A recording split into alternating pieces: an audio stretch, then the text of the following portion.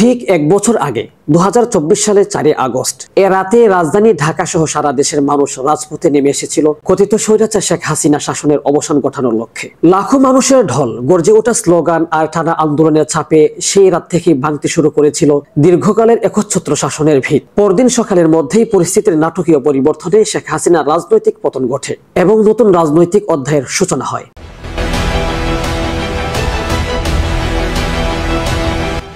কেন আন্দোলন করেছিলেন বা কি ছিল তাদের দাবি? একদলীয় কর্তৃত্ববাদী শাসনের অবসান, অবাধ ও সুষ্ঠু নির্বাচনের নিশ্চয়তা, মৌলিক অধিকার ও গণমাধ্যমের স্বাধীনতা, দমন পীড়ন ও গুম খুন বন্ধ হওয়া, অর্থনৈতিক জবাবদিহিতা ও ন্যায্যতা। কিন্তু এক বছর পর বাস্তবতা কতটা বদলেছে? অনেক বিশ্লেষকের মতে এক বছরে কিছু ইতিবাচক পরিবর্তন হলেও আন্দোলনের মূল চেতনার অনেক কিছুই এখনো অপূর্ণ রয়ে গেছে। গত এক বছরে যা পূর্ণ হয়েছে একদলীয় শাসনের অবসান, কিছু রাজনৈতিক বন্দীর মুক্তি, গণমাধ্যম কিছুটা স্বাধীনভাবে কাজ করছে, নতুন একটি অন্তর্বর্তী সরকার গঠন।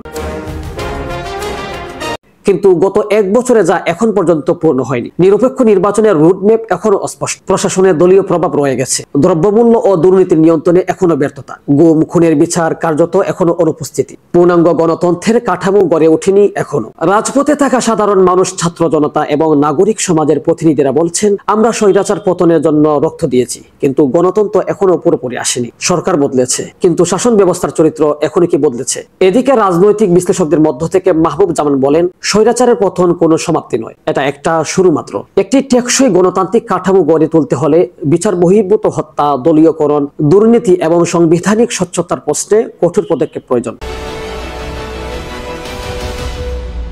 এক বছর আগে আজকের এই রাতে দেশের মানুষ যে স্বপ্ন নিয়ে রাজপথে নেমেছিল, সেই স্বপ্নের অনেকটাই এখনো অধরা। ইতিহাসের এই দিনটি কেবল বিজয়ের নয়, এক জবাবদিহিমূলক প্রশ্নেরও। শেখ হাসিনা গেলেন, কিন্তু স্বৈরাচার কে গেছে? শেখ সাদি, BDS নিউজ।